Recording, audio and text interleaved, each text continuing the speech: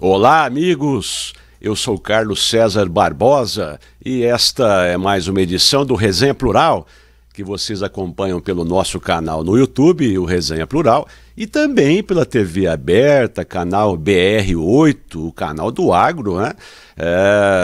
Via parabólica, sintonia 573.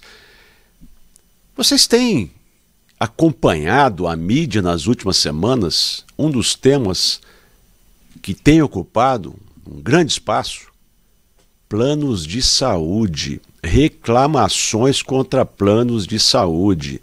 Esse é o tema que nós iremos abordar nesta edição do Resenha Plural.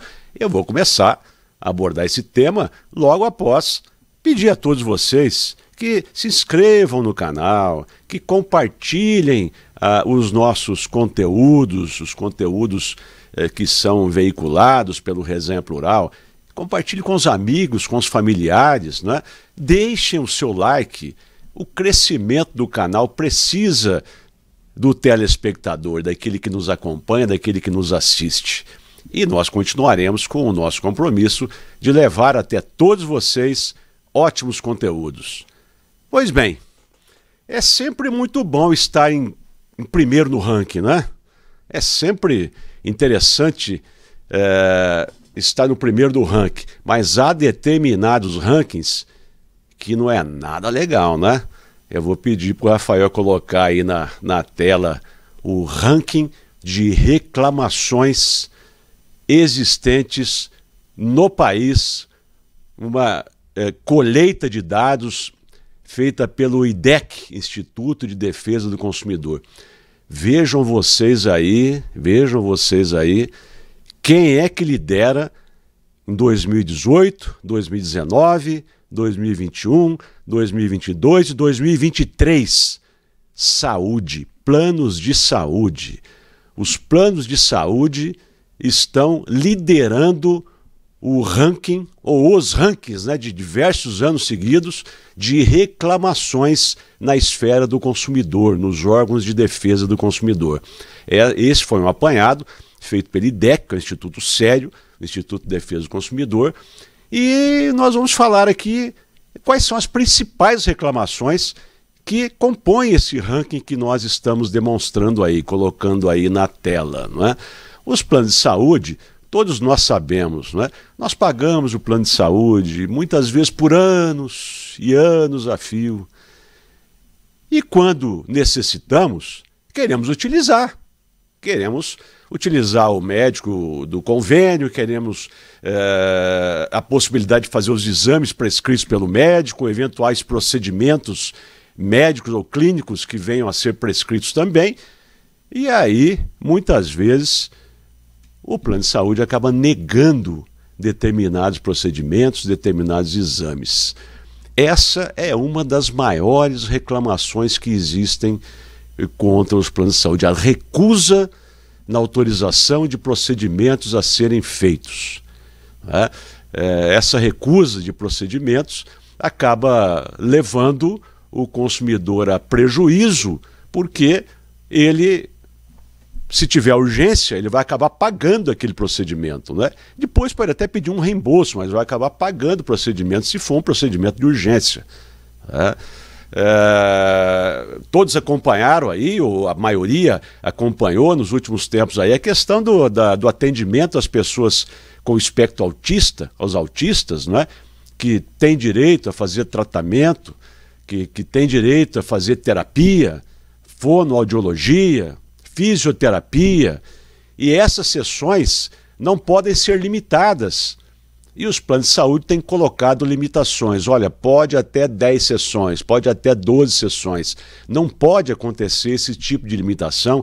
Isso já foi decidido pela Agência Nacional de Saúde Suplementar. Essas limitações não podem acontecer.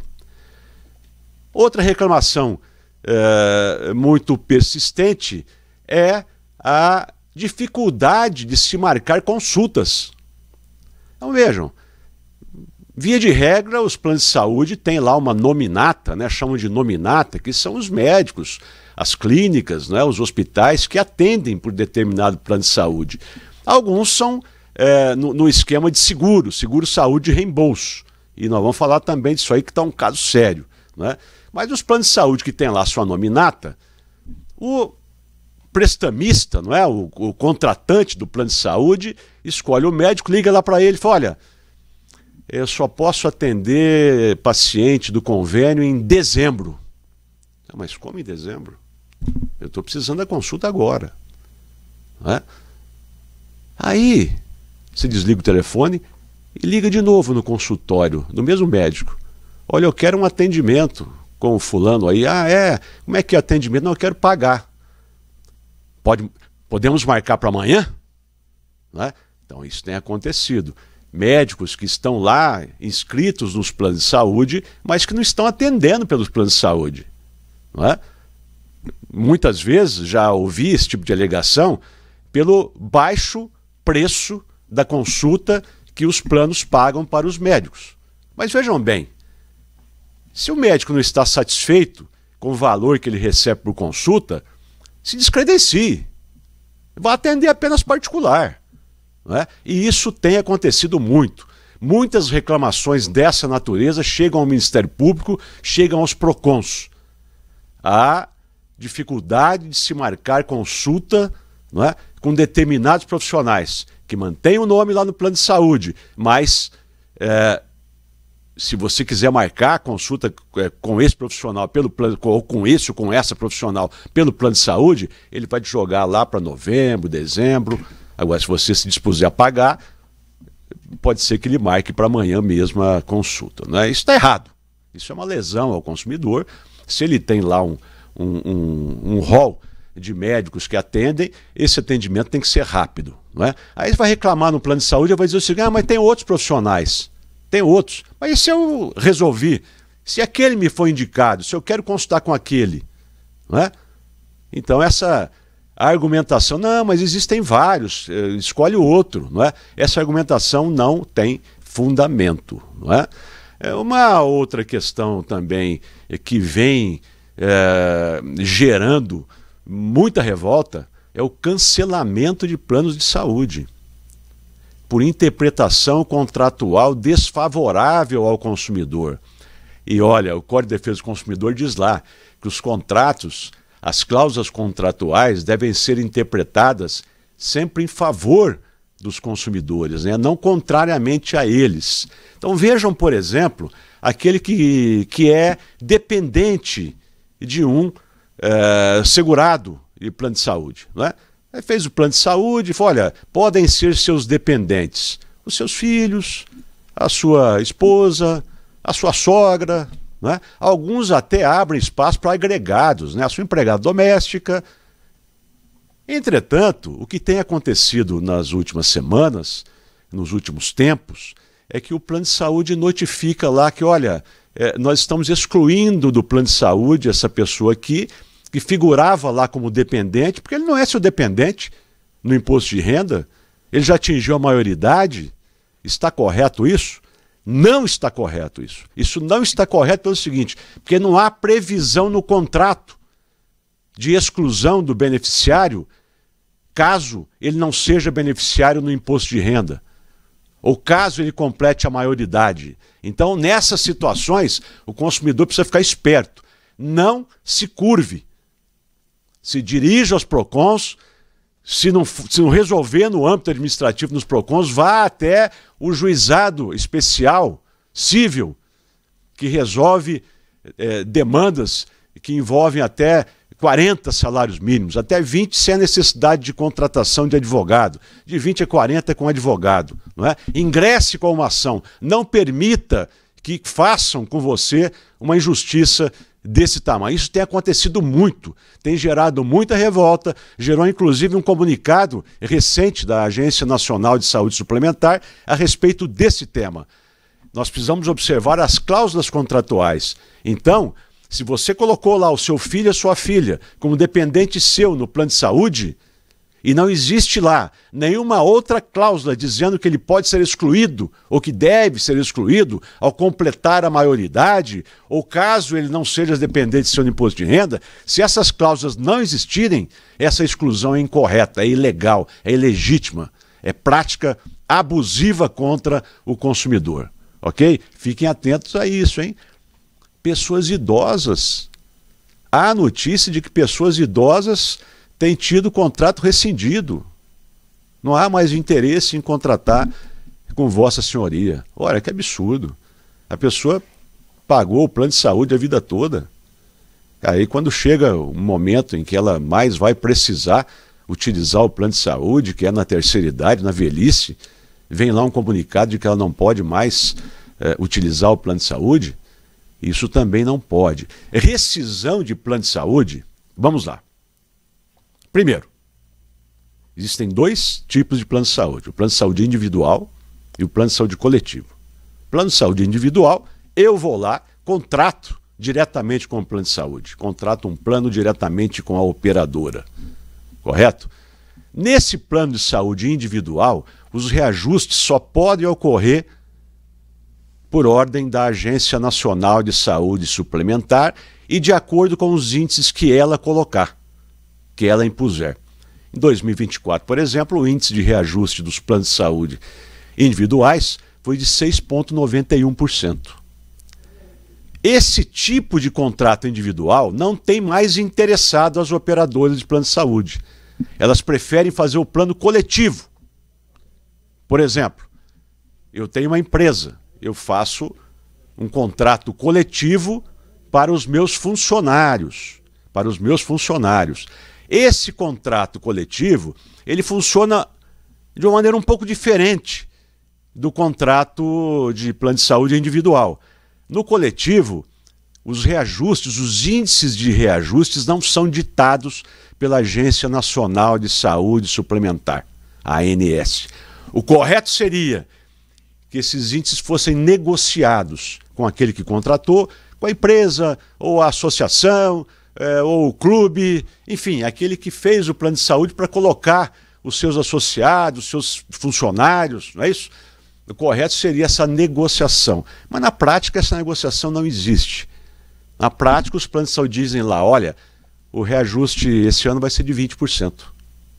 Então vejam, tem plano de saúde coletivo sendo reajustado em 20%, 25%, enquanto a ANS, com relação aos planos de saúde individuais, mandou reajustar em até 6,91% em 2024. Então observem que os planos individuais não têm interessado mais as operadoras. Por quê? Porque elas têm que sujeitar aos índices de reajustes impostos pela Agência Nacional de Saúde Suplementar. Elas vão lá no plano coletivo, não é? Entretanto, você também não pode aceitar, não é? Se a sua empresa foi omissa numa negociação ou em intimar o plano, fala, mas por que esse aumento todo? Vamos sentar, vamos conversar, não é? A rigor, a operadora tem que apresentar lá uma planilha que demonstra a necessidade daquele aumento que ela está exigindo. Não é? Tem que apresentar uma planilha, a partir daí se estabelecer uma negociação, mas nós sabemos que na prática isso não acontece. Ela impõe lá um índice de reajuste, um índice muitas vezes abusivo, mas a justiça tem dado ganho de causa àqueles que batem às suas portas para dizer lá, mas como assim? O índice de reajuste dos planos individuais foi de 6,91%, por que eu vou ter que pagar 20% de reajuste? Então, o Poder Judiciário tem sido sensível a essas causas, não é? E tem dado ganho de causa, tem mandado aplicar reajustes impostos pela ANS, inclusive nos planos coletivos, quando esse reajuste é abusivo, quando se trata de reajuste abusivo. Mas a maior reclamação, como eu havia dito para vocês, ainda é com relação à negativa de procedimentos. O jeito está fazendo um tratamento lá de um câncer, necessita de um procedimento para tratar esse câncer. O plano de saúde vai lá e recusa. Não, nós não vamos dar esse procedimento, ou porque ele não está no rol de procedimentos da Agência Nacional de Saúde Suplementar, e já existe decisão também do Superior Tribunal de Justiça dizendo que esse rol da Agência Nacional de Saúde Suplementar não é um rol exaustivo, não é um rol definitivo. Em determinadas situações eu tenho que autorizar também determinados procedimentos que não estejam nesse rol da Agência Nacional de Saúde Suplementar. Então, nessas situações, que é a que de fato demanda o maior volume de reclamações, o consumidor não pode se curvar. Ele tem que ir ao PROCON, se não resolver no PROCON, ele tem que ingressar na Justiça. Ou então, se ele tiver a condição financeira, pague o procedimento e depois entre com uma ação regressiva, peça a indenização, peça a reparação daquilo que você pagou ao plano de saúde. Ok? E essas são informações importantes para todos vocês que têm um plano de saúde e para muitos de vocês que também têm sido vítima dessas armadilhas que eu mencionei aqui, não é? E olha, são muitas pessoas lesadas pelos planos de saúde. Vejam lá, ó, 2018, as reclamações nos órgãos de defesa do consumidor de plano de saúde representaram 30,2%. Serviços financeiros, que envolve banco, cartão de crédito, etc., 18,8%. E assim tem sido 2018, 2019, em 2020, o plano de saúde ficou em segundo lugar, mas voltou ao ranking, né? Voltou à liderança do ranking em 2021. E agora em 2023, vejam lá, ó, 2023, quase um terço de reclamações deduzidas junto a órgãos de defesa do consumidor, quase um terço relativas a planos de saúde. Então, meus amigos, os consumidores precisam se organizar. Eles não podem se curvar para aquilo que nós chamamos abuso de poder econômico. Né? Abuso de poder econômico. As operadoras, existem operadoras sérias, né? Não podemos generalizar. As operadoras, muitas operadoras que não são sérias, né? E não são poucas, elas simplesmente dizem o seguinte: olha, eu vou recusar o procedimento. Vou recusar. Imaginando que o sujeito vai, recusou, paciência, vou pagar. E ela sai lucrando com isso. Ela tem aí um enriquecimento ilícito numa situação dessa. Ah, eu vou excluir lá aquele dependente indevidamente.